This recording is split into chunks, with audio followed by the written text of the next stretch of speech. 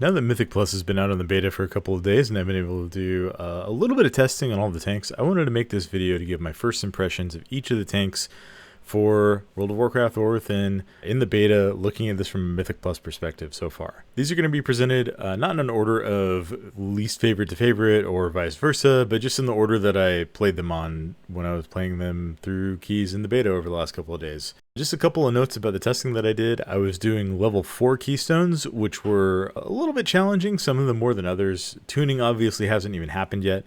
And these keys have the first row of the new affixes, so that's where I put the cutoff. Also, the gear that we're equipped with is being scaled to about a heroic dungeon item level, so that makes things a little bit tough. Everybody feels a little bit squishy. Lots of the bosses hit really hard on Tyrannical, and some of the trash is really, really tough and challenging on Fortified. That's just where I decided to test things. So starting off, Prot Warrior. Prot Warrior feels really good overall. The toolkit is very similar to what Warrior has had in the previous, 3, 4 expansions, going all the way back to Legion, really. You've got your standard cooldowns. It feels like you have a defensive available for just about every situation that you get into. You have plenty of uptime on shield block. You have plenty of extra rage to spend on Inner Pain, at least in the Mountain Thane build. Overall, I think it feels pretty good. The playstyle of Mountain Thane feels really, really fun. You get a lot of really good visual feedback. There's lightning strikes happening all around you, lightning just crashing down. Like I said, the rage generation feels really good because you get lots of thunderclaps, and every time a lightning strike happens, which are random procs on some of your abilities, you get bonus rage from that too. So overall, I think Warrior felt really good and fun to play.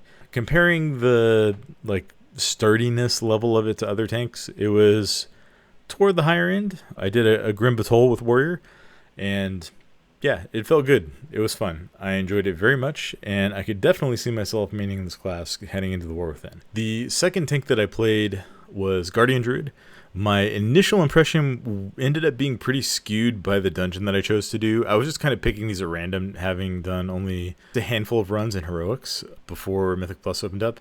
And I hadn't run the Stone Vault yet, so I decided to run that. And I didn't realize that this is actually maybe the hardest tuned key right now. There were some spots where I was running into packs with defensives up and just getting absolutely crushed before I had time to build any rage for Iron Furs.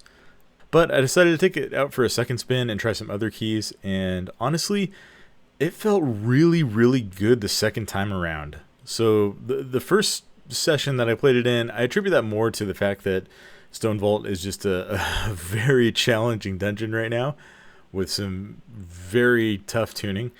And overall, I feel like Bear is in a pretty good spot. I was playing the Elune's Chosen hero talents, which allows you to build around Lunar Beam, and you can spec into all of the arcane talents the Bear has available, and it just felt like a really fun, refreshing way to play Bear. You get one talent that reduces the cooldown of Lunar Beam, is one of the hero talents, reduces the cooldown of Lunar Beam by 3 seconds every time you use an arcane ability, and there's another hero talent that makes Thrash into an arcane damage ability.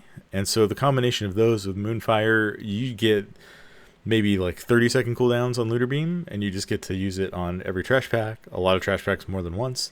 You have it up all the time. You get a ton of leech from arcane damage, so you feel pretty strong when it's active. And that's on top of Barkskin and Survival Instincts and Rage of the Sleeper and Incarn, and overall, Bear just felt really good and fun to play.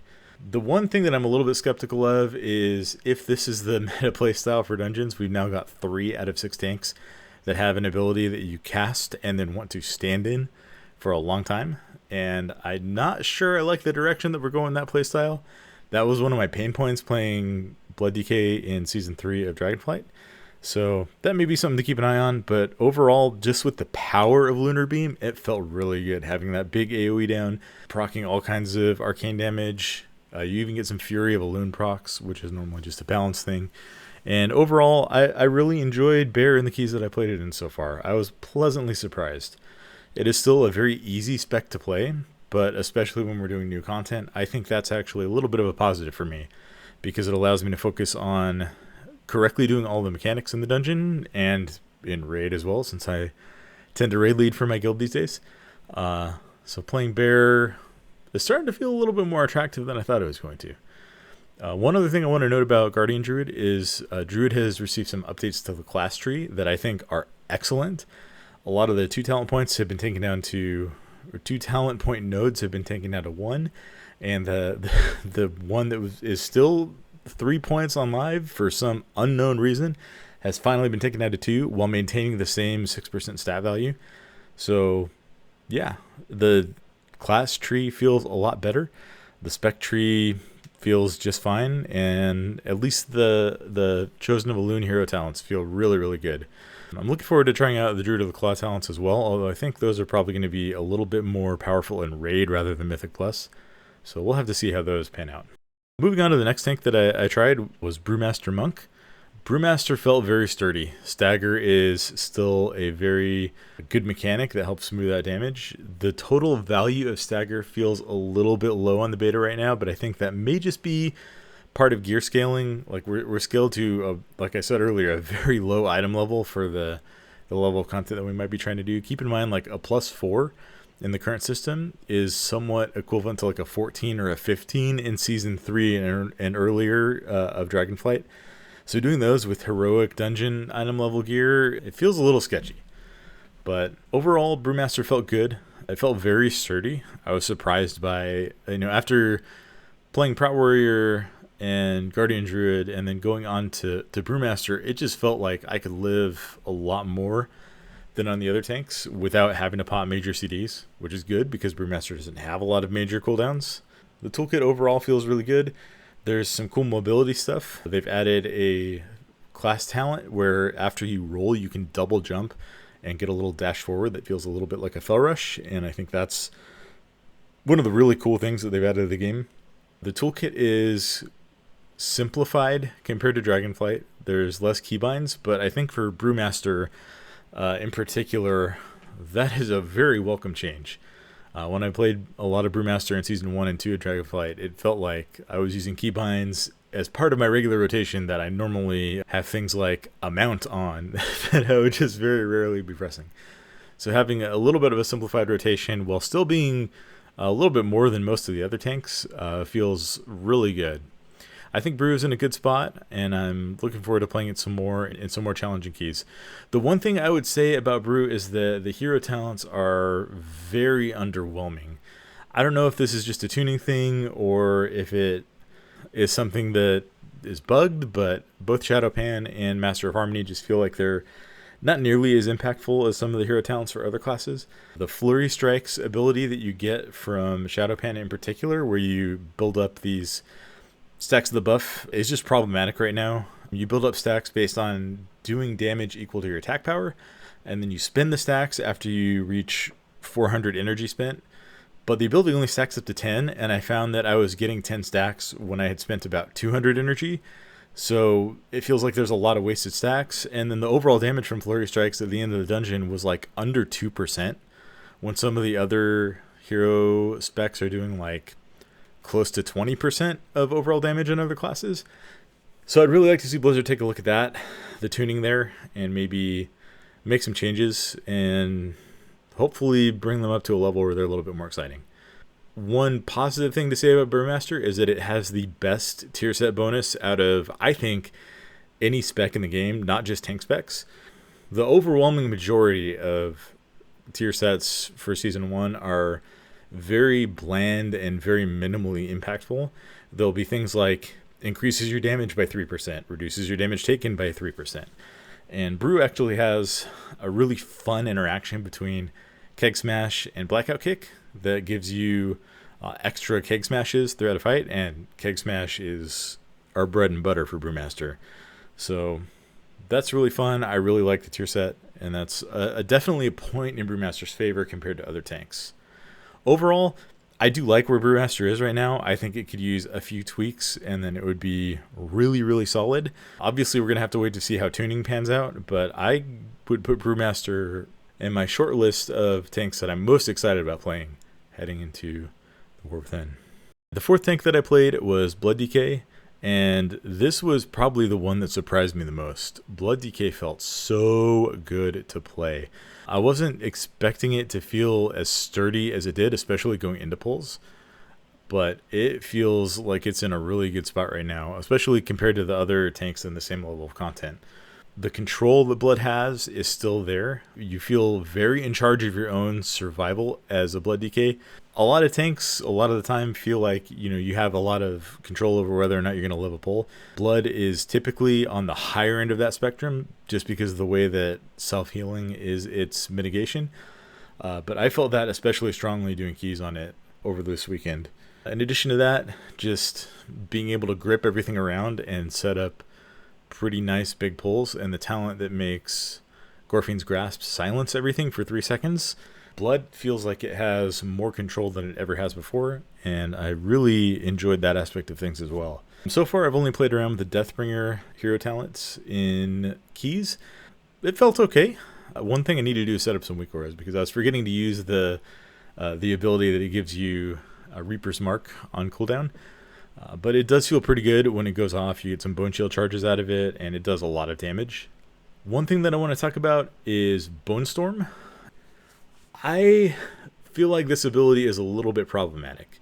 They've updated it so that it no longer consumes runic power, so it's not competing directly with Death Strike anymore, which is a very good change.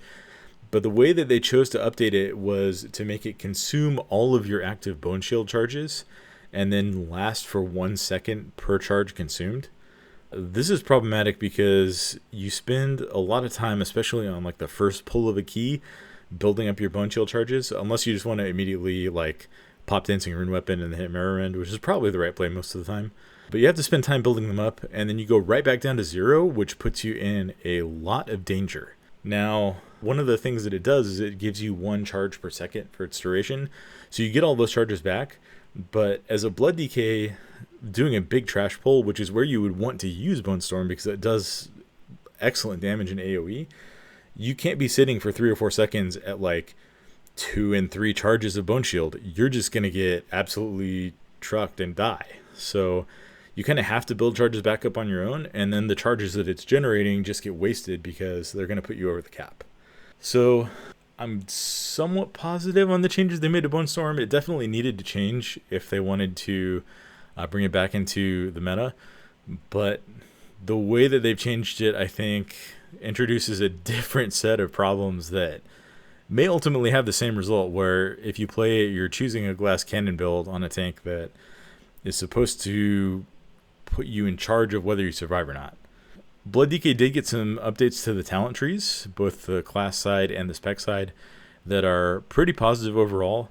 It's a lot easier to go down into the capstone area of both trees and get the talents that you want. They've moved Gorfine's Grasp up quite a bit in the spec tree so that it's much easier to get that in every build, which I think is a very positive thing.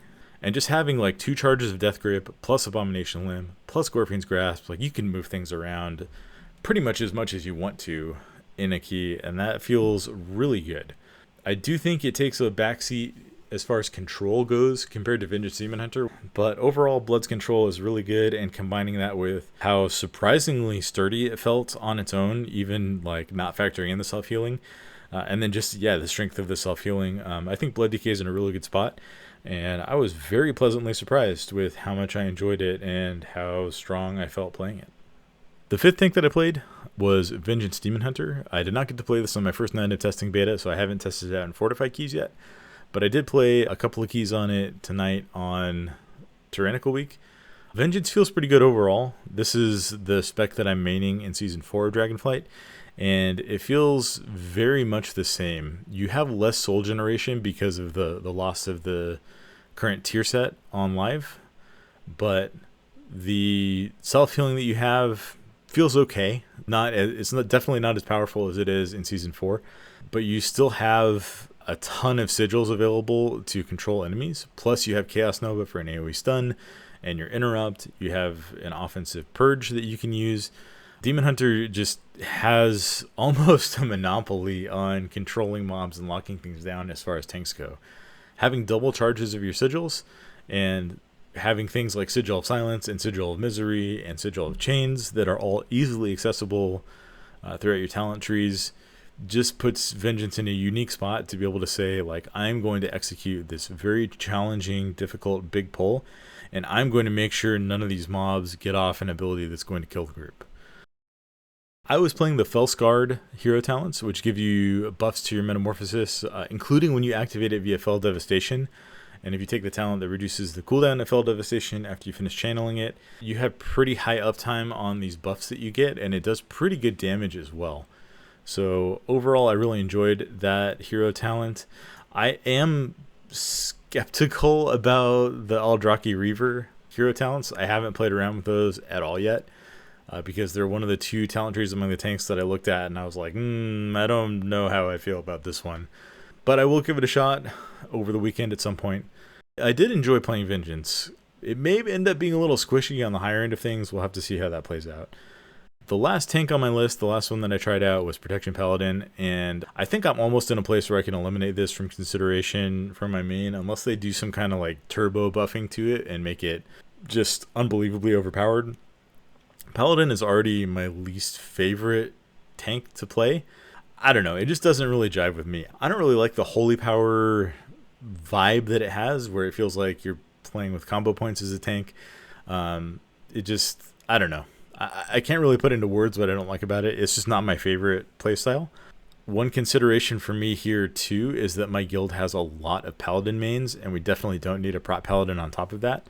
The other tank in my guild also enjoys playing prop Paladin a lot, so it's a really easy tank for me to overlook and pass up.